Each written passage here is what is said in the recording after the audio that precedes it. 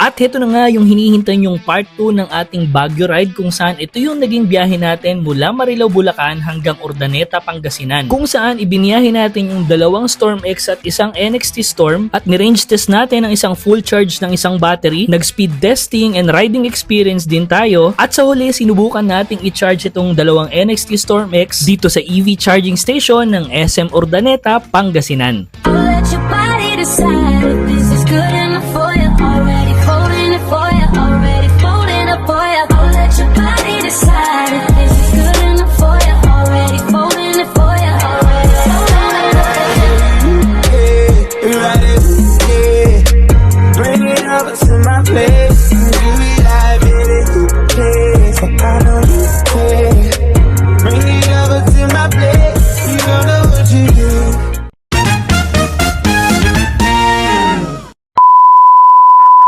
Dumating na nga yung araw na pinakihintay namin nila Watspeed at Tokwa kung saan iakyat namin ng Baguio ang bagong-bagong NXT Storm X at Storm. Dahil mula nga nung na-review natin itong NXT Storm X, maraming nag-comments at nag-suggest na subukan nga daw nating iakyat sa Baguio itong bagong-bagong unit ng NXT. Kung kaya nga matagal-tagal ko rin itong pinagplanuhan, pero ngayong araw nakakatuwa dahil matutupad na siya at kasama ko pa ang dalawang tropa, si Tokwa at si Watspeed. At ngayong araw nga bukod sa kanilang dalawa ay makakasama rin natin ang NXT e-bike PH para suportahan tayo at may document din nila yung gagawin nating challenge ng pag-akyat ng NXT Storm X sa Baguio. Dahil pati sila, nabasa rin yung mga comment nyo na iakyat itong Storm X sa Baguio at na-challenge din naman talaga sila. What's up, kamusta mga ka-electric? This is EV Yahimoto, ang inyong lakwachero at galang e-bike rider. So for today's video, bibigyan na natin ng malupitang ride itong Storm X at kung saan ira-ride na natin ito sa pinakagusto nyong destination, ang Baguio. Kaya ngayon, raratra tayo with Tokwa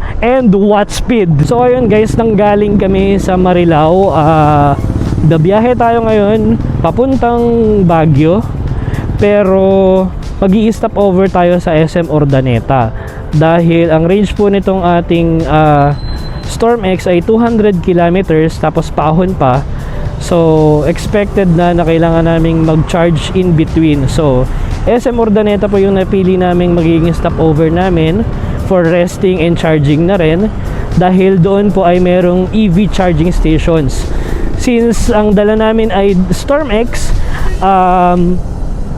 naka type 2 na po ito, so pwede sa charging stations ng mga EV car.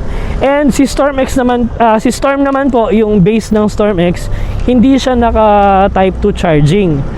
Pero meron naman pong NXT branch sa may Urdaneta, kaya pwede pa rin po dong mag-stop over si Storm para maki-charge ng libre dun sa branch ng NXT.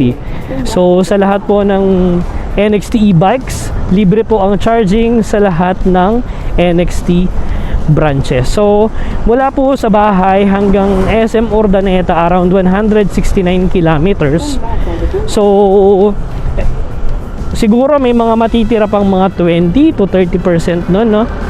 Kaya kailangan naming mag-charge in between kasi hindi na po yun naabot sa Baguio dahil ang Baguio po ay almost 50 kilometers din na ahunan mula sa paanan ng Cannon Road. So ayun lang guys, update ko kayo sa mga kung nasa na tayo banda, sa mga whereabouts natin at saka sa ating experience, sa ating pagmamaneho dito kay Storm X. Originally, ang plano naming alis ay alas 3 ng madaling araw, pero dahil meron pa kaming mga ginawang preparation the day before at dahil nga kailangan din naming magpahinga at matulog kahit papaano dahil mahaba-haba rin ang biyahe namin, kaya mga alas 5 na rin kami nakaalis ng bahay at bago tuloy yung bumiyahe ng mahaba-haba ay pinili muna naming mag-breakfast sa McDo at nag-meeting na rin sandali sa mga plano at gagawin, kaya halos mag-aalas 7 na rin ng umaga nang mag-ride out kami mula sa Marilao, Bulacan. Nang madaanan nga namin itong arko ng Malolos, Bulacan ay huminto lang kami saglit para mag-picture para na rin sa documentation. Ayop, hindi ko naramdaman yun. Yung dumaan nga ng mabilis sa kaliwa ko ay si Wattspeed at ang gamit niyang unit ay ang NXT Storm. Yung NXT Storm nga ay ang base model ng NXT Storm X at mas magaan ito kumpara sa NXT Storm X. Maya-maya pa nga hindi namin napansin, nandito na kami sa may arko ng Pampanga. Konting pose at picture lang ulit dito sa arkong ito at maya-maya rumatsyada na naman kami sa aming biyahe. Yes, nakalagpas na tayo sa arko ng Pampanga galing Bulacan. Ayan, nandito na tayo sa may Apalit, Pampanga. Kung makikita nyo dito sa trip meter, 19.5 kilometers, pero nung nasa arko kasi kami ng Malolos, nagpatay pala ako ng ignition. So nag-zero siya uli.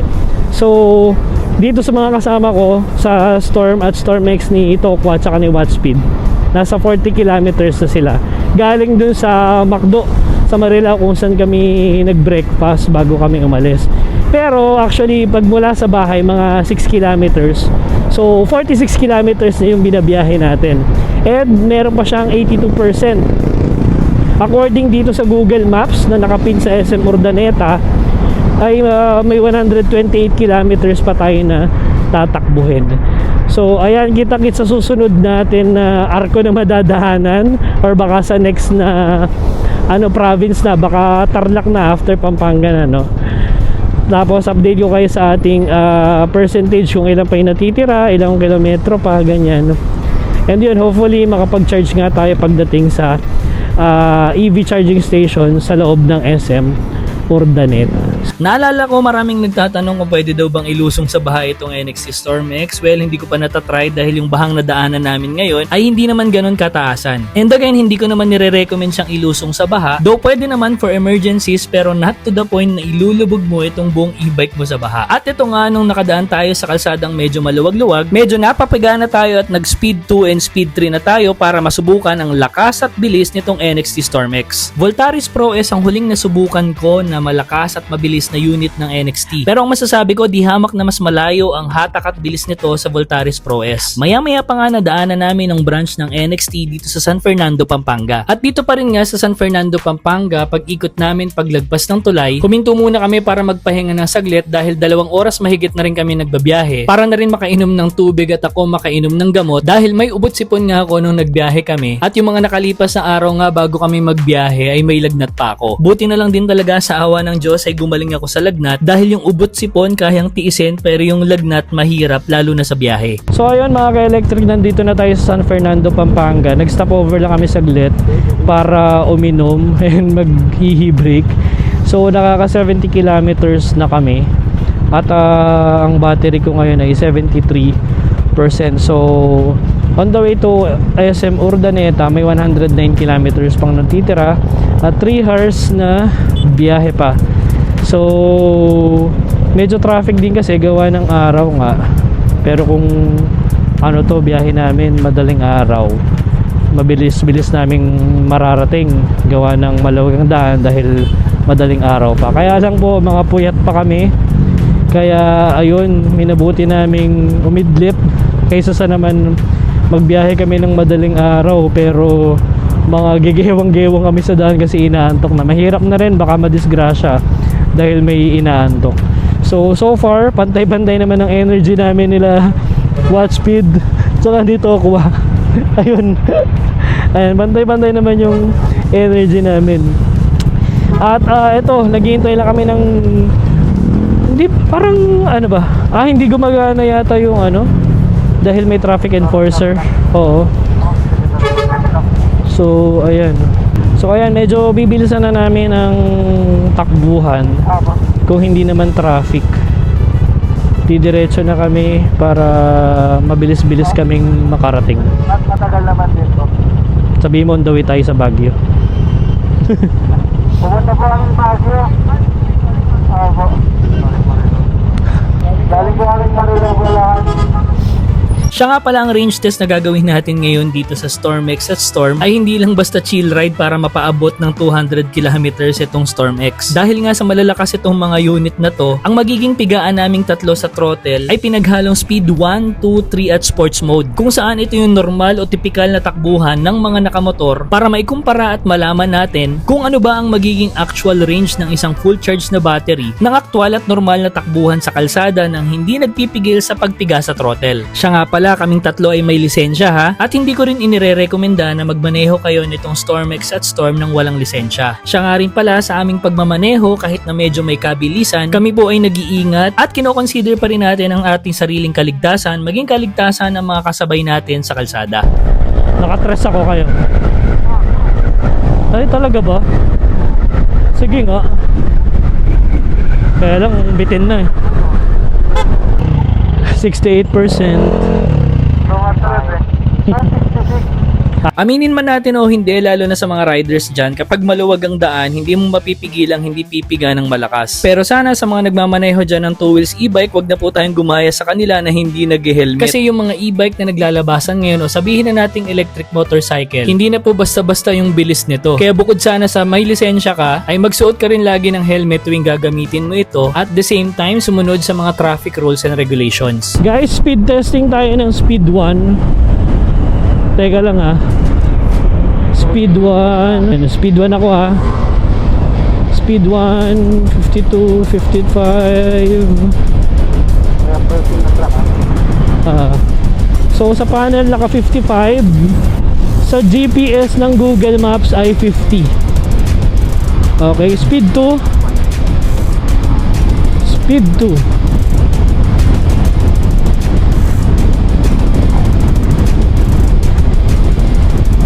Speed 2, 84, 85. Sa panel to, 88. 87. 87. 79 sa panel. 87 sa panel. Ano sabi ko kanina? 79 sa GPS. Oh, yun. Speed 2. Speed 3 din ko alam guys kung kakayanin ko. Pero siguro doon na sa maluwag na kalsada. Buti na lang talaga meron tayong mga kalsadang nadadaanan na bukod sa maluwag, halos wala rin tayong kasabay kaya nakakapag-speed testing tayo. May iba pang kalsadang ganito. Panas na, bro. Kaya lang parang mabibitin ako, natatanong ko lang yung dulo eh. Grabe yun oh. Rat-rat, di yukuan tayo. Ay grabe yun guys oh. Grabe yun. Kung napapansin nyo, 2 beses na tayong ginuguhitan ng Wattspeed. Ang dahilan ay dahil mas magaan po kasi si NXT Storm. Pagkatapos mismo si Wattspeed mas magaan pa sa akin. Kaya ilan yun sa mga factors kung bakit mas mabilis niyang naaabot yung speed ng NXT Storm. Ang bilis mo.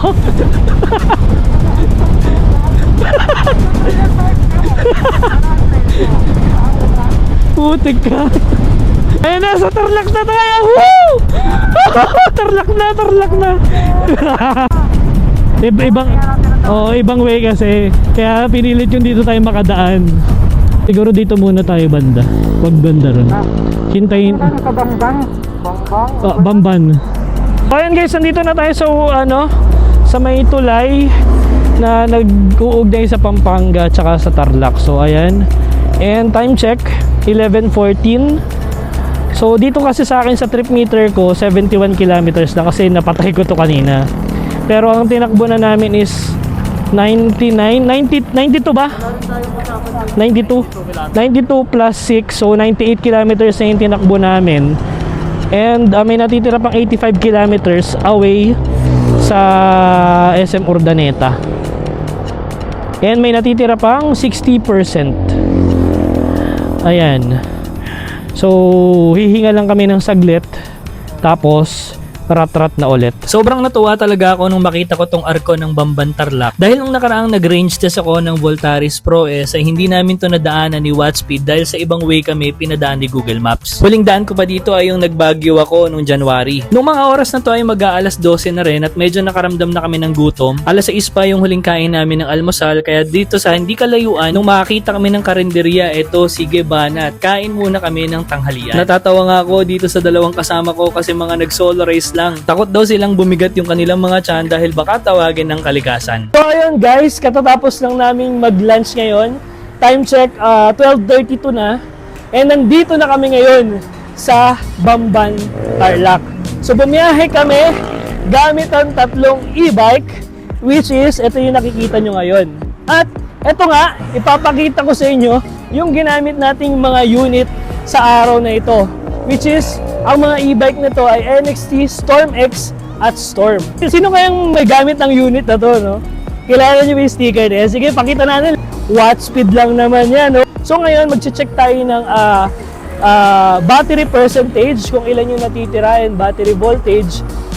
From 98 kilometers, ilan na lang yung natitira sa ating battery. Si Storm lang pala, si NXT Storm, ang battery niya ay 67 Ah at ang natitira ay 43%.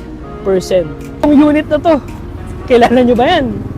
Tokwa lang naman. So ito ang gamit ni Tokwa ay NXT Storm X din na gray. So may natitira pa tayong 58%. So si NXT Storm X po ay merong battery capacity na 72 volts, 97 Ah style life of our battery, no?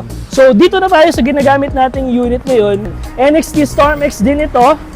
At ang kanyang natitira battery percentage is 60%. So ngayon guys, aalis na kami 12:36.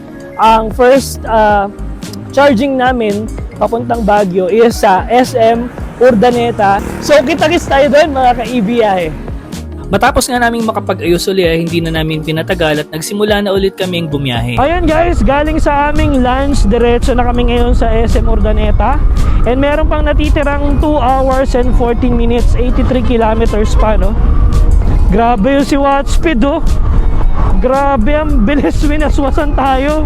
Oh, ito pang isang to. Para sa akin, sobrang ganda talaga ng performance nitong NXT Storm X. Sa sobrang stable niya, kita nyo naman si Watt Speed nagno-no hands pa. At maya-maya pa nga ginuhitan na naman tayo ni Watt Speed. Ang NXT Storm X ay may kabigatan po dahil na rin sa kanyang chassis na pang motor. At the same time, dahil na rin sa mabigat yung battery niya dahil 95 Ah na. Pero swak naman yung bigat nito dahil hindi ka tatangayin kahit magpatakbo ka pa ng mabilis. Grabe guys, rat-ratan to, rat-rat. 76 kilometers, 55%. Pero kaya. Naalala ko dati sa Voltaris Pro S noon, medyo kinakabahan pa akong magpatakbo ng mabilis kasi medyo may kagaanan siya. Pero ano, pag binibilisan ko tong Storm X, wala naman akong feel na tinatangay ako. So yung bigat nitong NXT Storm X ay nag-complement naman, lalo na pag magpapatakbo ka ng mabilis. At dahil na rin siguro sa itsura ng fairings nito na naka-aerodynamics na rin, kaya lahat ng babanggang hangin dito ay mahahati niya. So ayan guys, pigha tayo ng pigha. Naka 51% tayo ngayon na lang. 51%, 68 kilometers pa. Usapang front shocks tayo. Ngayon lang ako nakapagmaneho ng e-bike na naka-inverted front shocks. At masasabi ko iba rin pala talaga ang performance niya. Nakakatuwa talaga dahil head turner talaga tong si NXT Storm X kasi meron kami nakasabay na naka Yamaha NMAX at napalingon talaga siya. Balik tayo sa usapang inverted front shocks. May kahabaan yung inverted front shocks na ginamit dito. Kaya maganda dahil mahaba ang play. Pero ang medyo downside lang dahil mahaba nga yung inverted front shocks, medyo tataas din si Storm X at titingkayad ka na. So ayan guys, andito na tayo sa SM City Tarlac. At battery check 47%. Meron pa tayong natitirang 59 kilometers. And 1 hour and 28 minutes pa papuntang SM Urdaneta. For your reference, 5'7 po ang height ko at medyo nakatingkayad na ako dito sa NXT Storm X. Medyo mataas nga lang talaga siya pero sa usapang front shocks dahil naka-inverted, maganda po yung play kaya talagang wala akong masasabing negative. Isa pa, marami na rin ako nakitang motor ngayon na almost kaparehas na naka-inverted front shocks na rin kagaya kay NXT Storm X. Kaya tingin ko magandang side yun kasi nakikipagsabayan talaga yung e-bike sa mga motor. Usapang rear shocks naman tayo, naka-air damping rear shocks na tong si NXT Storm X. So far, okay naman yung performance niya sa akin. Mas okay siya kumpara dun sa stock shock. Si NXT Storm kasi ay hindi pa nakadebaso na shock pero si NXT Storm X po may baso na which is hangin po yung laman. Tingin ko lang since adventure type na electric scooter nga tong si NXT Storm X, tingin ko gaganda pa yung play nito kung naka top box ka o may OBR ka o kaya side pannier. Naka-speed to tayo. And mabilis niyang nakukuha yung speed, no? Sa sobrang ganda at bilis ng takbuhan namin sa kalsada, nakalimutan namin na hindi pala puro Storm X ang dala namin kundi may isang Storm. Kung si Storm X po ay may range sa 200 kilometers, si NXT Storm po ay nasa 140 to 170 kilometers lang ang range. Ayan guys, ang galing, oh. Itong siguro si Storm X din, no? Magre-remind na 20% na lang ang iyong battery na natitira. So, hindi ko pa kasi naranasan din na si Storm X talaga ay mapabot ka ng 20%. So maganda siyang maganda siyang reminder, no? Na ayan, 19 na lang. 19 na lang. Sa pagpaplano, na-anticipate na namin na posibleng hindi makaabot si NXT Storm sa SM Urdaneta. Kaya para hindi maantala ang aming biyahe at kasama naman namin ang NXT, may dala po kaming extra battery para sa Storm. So ayun guys, andito na kami sa may Herona Tarlac. So Tarlac pa din tayo, wala pa tayo sa Pangasinan. And naka 142 kilometers na tayo galing sa bahay. And may natitira pa tayong 41% dito sa ating NXT Storm X kay Thunderbolt. Kay Storm may 16%. Asan yung unit mo, RB? Ayun. Ang layo. Ilang percent ka pa? Parang 40 something. 40 Ay, something. 39, 39. no? Ako 42. So ngayon, hindi namin sasagarin ang battery ni Storm. Magpapalit kami ng battery para sa kanya. So, siguro, kung sasagarin namin to, aabot to ng mga siguro 150. Pero yung sa naging biyahe nitong Storm, hindi ito yung range test na puro uno lang. Ito ay mix ng speed 1, 2, 3, tsaka 4. So, medyo marami kaming rat-ratang takbuhan kanina. And masabi namin, 67 AA sa rat-ratang takbo. Naka 142 siya. Kung sasagarin, mga 150 siguro. Ganun. Pero kung chill ride lang, puro uno, I think 150 to 180, pwedeng ganun yung maging range. So, ayun, balikan namin kayo pag napalitan namin yung battery ni Scott. At ayan, since removable naman yung battery ng NXT Storm, ay mabilis lang din naman siyang napalitan. So, ayan guys, nagpalit kami ng battery sa Storm. Yung unit ni Watchspeed na gamit niya. And ngayon ay full charge na ulit siya. So, diretso na kami sa SM Urdaneta. So, 1 hour pa kami, 43 kilometers pa. So ang hatol sa NXT Storm ay may range po siya na 142 km sa rat-rata na takbuhan at meron pang tirang 16%. Kung chill ride lang naman, tingin ko abot siya up to 170 to 180 km. Again, si NXT Storm po ay ang base model ng NXT Storm X at meron po siyang battery na 72 volts 67 Ah na LiFePOR. Mas mababang battery compare kay NXT Storm X pero meron siyang same na controller at motor hub. Kanina pala nakapag-speed testing tayo kay NXT Storm X lalo na sa speed 3 at sports mode. May top speed ito na almost umaabot ng 120 kph. Pero hindi ko na po kayang abutin yun. Ang naabot ko lang kanina is 110. Sa GPS niya naman sa Gmaps ay nasa 100 yun. Kahabol pa sana yung reading ng GPS sa Gmaps kaya lang binitawan ko na kasi yung throttle. Kaya 100 lang yung nakita kong reading sa GPS ng Gmaps. Kaya maya pa nga may sumulpot na mga naka big bike sa aming tabi at bumusina sila bilang pagbate kaya kami bumusina rin kami pabalik. Hindi ko alam kung alam nilang e-bike or electric motorcycle yung gamit namin. Pero kung sino man po kayo, maraming salamat po na kahit hindi nyo kami kasama at personal na kilala at kahit hindi rin tayo parehas ng gamit na motor ay binabati nyo po kami at tinatanggap na kasabay sa kalsada. 13 kilometers away kami sa SM Urdaneta para mag-charge. So walang tipid-tipid to bakbak. Finally, nakarating na kami dito sa may Pangasinan at nasa Rosales na kami, konting kembot na lang ay Urdaneta na. Guys, ito na kami sa City of Urdaneta. 4 kilometers away. Gusto ko palang ihabol i-compliment yung mga preno ni NXT Storm X dahil kahit stock siya ay malakas siya, naka 3-pat sa harap at 2-pat sa likod, naka CBS na rin o combined braking system plus meron pa siyang traction control. Added feature pala nito ay meron siyang cruise control, hill hold control at hill descent control. May separate video na pala ako na ginawa kung paano paganahin yun, pwede nyong panoorin. At ngayon nga nakarating na kami dito sa may SM City Urdaneta Central. May parking fee po siya na kung hindi ako nagkakamali ay 50 pesos pero sa EV charging naman ay wala pong bayad, libre dito. Hindi ko lang sure pero sabi nung iba sa ibang SM daw ay meron ng bayad. At pagdating namin dito sa EV charging station, buti na lang walang gumagamit. Sir, type 2 to. Type 2 po. Pwede ba yan, sir? Yes po, type 2 po. Okay.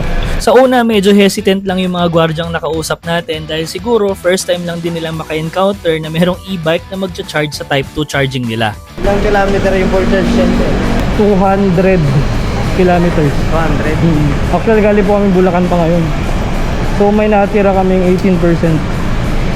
So ang naging range po nitong NXT Storm X na gamit ko na naka 72 volts 95 Ah, naka 170 km siya at meron pang 18% na natitira. At sa aming naging takbuhan, 60 to 80 km per hour yung naging aming facing. At siguro kung isasagat pa namin yung 18%, baka umabot pa siya ng mga 180 to 190 km. Kung chill ride ka lang naman, kampante ako na yung 200 km ay kayang-kaya mong abutin. At ito nga guys, nakasaksak na yung NXT Storm X na gray at kita nyo naman gumagana siya sa EV charging station ng SM. Salamat po pala sa mga guard itong SM Urdaneta sa pag-assist sa amin. Yung EV charging pala dito ay may card na ginagamit at ang nagtatap nun ay yung mga gwardya. Naka JK BMS up nga pala itong ating NXT Storm X kaya mamamonitor nyo yung kanyang battery at kita nyo naman 25 amps yung pumapasok doon. 2 to 4 hours po yung charging time ni NXT Storm X, depende po kung ilang percent pa yung battery na natitira bago nyo siya i-charge. Sa ngayon, nag-try lang kaming mag-charge dito sa SM Urdaneta kung gagana yung kanilang charging dito sa ating NXT Storm X, pero hindi na po kami nag-full charge doon kasi isa lang po yung gumagana sa kanilang charger. Si NXT Store naman ay nasa Urdaneta branch ng NXT kaya pupuntahan namin siya doon ngayon at dahil mga alas 5 na rin ng mga oras na to, nagplano kami na kinabukasan na namin itutuloy yung pag-akyat ng Baguio dahil kung itutuloy namin ngayon ay gagabihin na kami at wala na kayong makikitang view sa aming vlog. Kaya para ma-appreciate nyo naman yung ganda ng Baguio, kinabukasan na kami babiyahe papunta doon. Sakto lang din talaga kasi medyo puyat pa kaming tatlo at kulang pa sa tulog kaya yung mga natitirang oras sa araw na ito ay ipapahinga na muna namin at the same time ay magcha-charge ng aming mga gamit na unit. Sa amin namang biyahe ay hindi kami nagmamadali dahil naglaan talaga kami ng maraming oras para sa pag-akyat sa Baguio. At kung hindi nyo pa napapanood yung pag-akyat natin sa Baguio, yun po yung in-upload natin na part 1 nitong video na to. So overall, kung kumusta ang ating naging range test at speed testing, maging riding experience kay NXT Storm X at Storm, para sa akin sa bilis approve, sa range approve. Pagdating sa presyo, ilalagay ko na lang po sa screen yung prices ng NXT Storm at Storm X. Maaring medyo may kamahalan yung presyo para sa paningin ng iba, pero kung susumahin nyo naman po yung prices ng bawat parts na ikinabit dito, masasabi mo na sulit siya at mas mura pa nga. Kung interesado rin kayo dito, pwede nyo pong i-message ang NXT e-bike PH para kayo makapag-inquire at maka-order na rin. So hanggang dito na lang mga ka-electric, this is EV Yahemoto, ang inyong lakwatsero at galang e-bike rider. Ride safe, keep safe mga ka-electric. Sa kalsada nagsimula ang kwento, sa likod ng manibela kasama ang pangarap mo. Kahit saan sa Pinas, tayo'y makarating. Sa kalsada ng buhay, di na kailangang maghintay. Tahimik, malinis, ang ride mo'y panalo. Kay ibiyahe mo to, sigurado ang ganado. Walang usok, walang hassle, laging handa sa biyahe. I-charge lang ng saglit, tuloy-tuloy ang trip. Kay ibiyahe mo to,